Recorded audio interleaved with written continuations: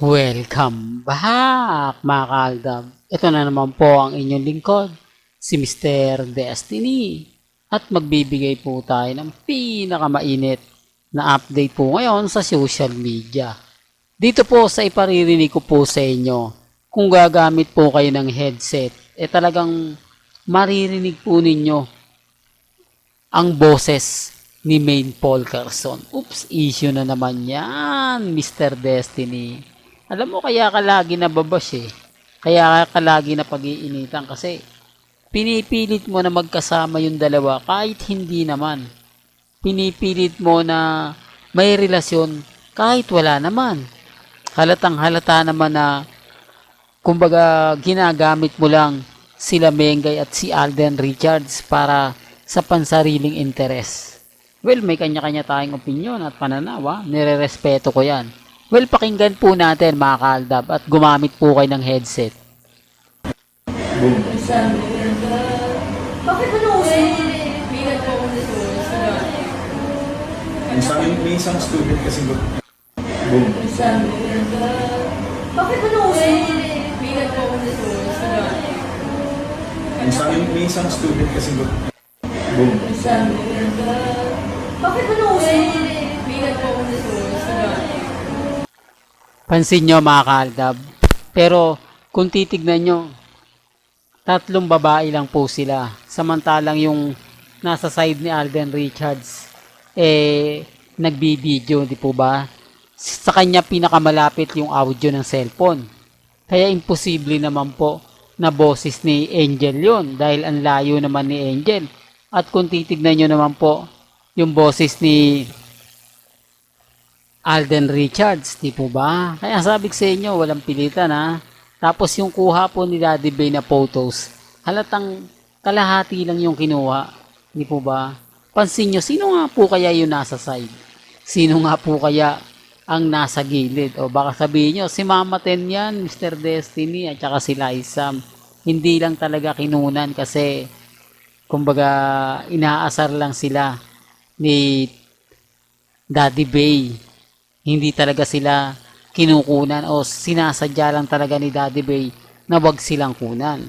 Pero ako, alam na natin yan, di po ba? Kaya nga sabi ko sa inyo, may mga point mga kaaldab na kumbaga, yung family bonding ng weekend, di po ba, ramdam mo? O baka sabihin nyo, hindi weekend to, baka sabihin nyo, kahapon, kanina lang to. Pansinin nyo yung damit ni Alden, kulay black, di po ba? Tapos yung babae na kasama niya, nagpa-picture. Di po ba nakakulay black din? O, dun pa lang may mali na kung pagbabasi-basihan ninyo at titignan isa't isa. Kaya nga po sabi ko sa inyo, ako, kampante po ako, masaya po ako. Lalo na po ngayon, ramdam na ramdam po natin ang presensya ng Aldab Nation. Ramdam na ramdam po natin na tayo po yung wagi at tayo po yung panalo. Hindi po, real talk mga kaaldab. Kaya doon sa mga nagsasabi na, nako, hindi totoo yan. Puro naman fake news yung mga sinasabi mo, Mr. Destiny. Imposible naman na naandyan si Mengay. Imposible naman na, kumbaga, magse-celebrate silang ng family nila na ngayong weekend. Magkasama si Mengay at si Congressman Arjo. Well, wala pong pilitan ha. Hindi naman po ako namimilit, di po ba? May kanya-kanya tayong paniniwala at opinyon. Pero bago natin ituloy etong magandang update na to, kung bago ka lang sa channel na to, at isa kang true-blooded Aldab Nation na nagmamahal kina Mengay at Isoy, tama po ang channel na pinuntahan mo, kaya consider na po kitang bagong subscriber. At huwag mong kalimutang i-share ang mga video po natin sa mga mami, sa mga titas, at sa mga senyor. Well, binabash ngayon sina Catherine at Alden. At ang pinagbibintangan nga po ay ang Aldab Nation na bakit daw po mas maaga magbenta ng ticket.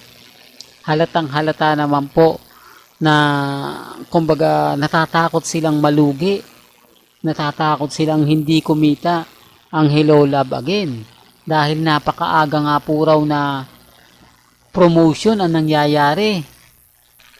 Alam niya sa totoo lang po mga Aldab, never pong gagawin ng Aldab Nation yan na mga bagay-bagay na paninira po about kay Alden Richards. Sabi ko nga po sa inyo, si Alden wag niyo pong sisisihin. Kasi wala naman po talaga siyang alam. Kumbaga, may mga bagay-bagay po na kailangan po niyang gawin dahil nga po sa kontrata. Dahil nga po sa, kumbaga, alam niyo na mga Aldab na yung tipong nape-pressure si Alden. Kasi kita nyo napapansin sila kasi ang layo pa ng November 30 na nagbebenta na ng ticket. Pagkatapos po, yung pelikula ni Alden at ni Catherine, ni Heaven, hindi pa po pinalalabas. Di po ba? Doon pala mapapaisip na po kayo. Kawawa naman po. O tama naman po yung sinasabi na kawawa naman daw po talaga ang pelikula nila Heaven at ni Alden. Di po ba? Pansinin nyo mga ka-Aldab, di po ba? November 13. Tapos napakaaga. Takot na takot po ang GMA at ABS-CBN na hindi nga po kumita ang Hello Love Again. Dahil napakaaga nga po ng promotion na ginagawa nila. Biruin mo, pinagmamalaki nga po raw ng ibang cut din. Sold out na yung ticket.